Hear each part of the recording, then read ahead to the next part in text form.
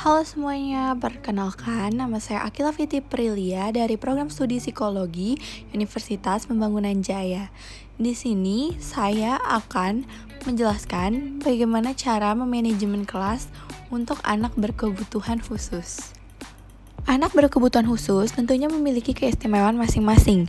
Terkait jenisnya sendiri, terdapat banyak jenis kebutuhan khusus yang dapat dimiliki oleh anak. Beberapa di antaranya yaitu keterbatasan dalam panca indera, misalnya tidak bisa melihat atau tidak bisa mendengar, hambatan dalam atensi, misalnya ADHD, dan hambatan dalam masalah psikologis atau neurologis lain, misalnya seperti autism spectrum disorder atau ASD.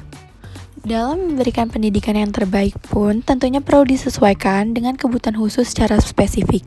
Akan tetapi, secara umum, guru yang bertugas untuk mengajar dalam kelas anak berkebutuhan khusus dapat menerapkan strategi-strategi manajemen kelas berikut dengan tetap menyesuaikan dengan kondisi kelas.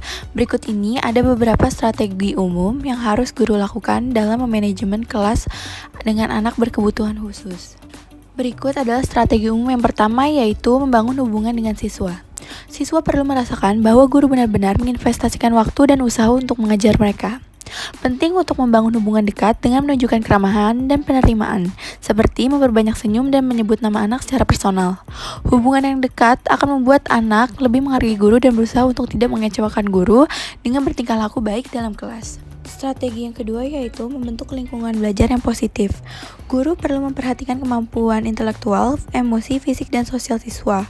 Strategi belajar pun dibangun dari hal-hal tersebut yang bertujuan untuk memenuhi kebutuhan khusus siswa berdasarkan kemampuannya saat itu.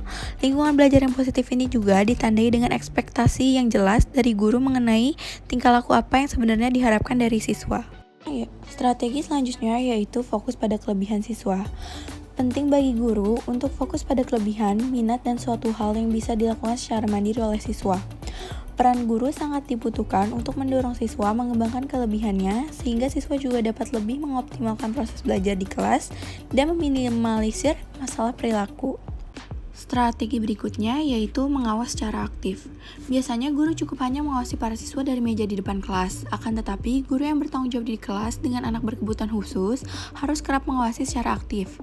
Kedekatan secara jarak atau disebut juga proximity menjadi kunci pengawasan aktif, yaitu ketika guru secara berkala berjalan ke arah siswa untuk mengawasi proses belajar mereka atau bahkan mengajak siswa melakukan dialog santai selama proses belajar atau pengerjaan tugas. Selain strategi-strategi umum yang telah dijelaskan sebelumnya, guru juga dapat memilih berbagai strategi khusus yang disesuaikan dengan kebutuhan para siswa. Strategi khusus yang digunakan sebaiknya diterapkan setelah guru melakukan assessment untuk mengetahui tingkah laku apa yang diharapkan dari siswa dan tingkah laku apa yang ingin dikurangi dari siswa selama belajar. Berikut ada beberapa contoh strategi khusus manajemen kelas dan penggunaannya dalam proses belajar. Yang pertama itu ada Individual Education Plans atau IEP.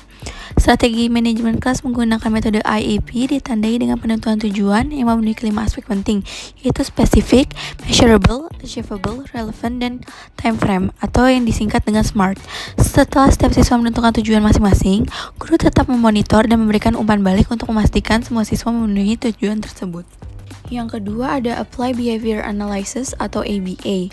Contoh dari ABA ini yaitu guru memberikan pujian dan mengurangi tugas rumah bagi siswa yang berhasil mengikuti kelas dari awal hingga akhir dengan tertib. Sementara guru dapat meminta siswa melakukan tugas tambahan seperti merapikan kelas ketika siswa menunjukkan tingkah laku yang tidak sesuai aturan kelas. Strategi terakhir yaitu Class-Wide Function Relate Intervention Team. Dalam setiap kelompok, para siswa akan berbagi konsekuensi positif yang didapatkan oleh salah satu anggota kelompok lain. Jika salah satu siswa dalam suatu kelompok berhasil mematuhi suatu aturan kelas atau mendapatkan pencapaian tertentu seperti secara disiplin melakukan piket kelas dalam seminggu, maka siswa lainnya dapat turut mendapatkan konsekuensi positif tersebut. Sekian penjelasan dari saya, kurang lebihnya mohon maaf. Terima kasih.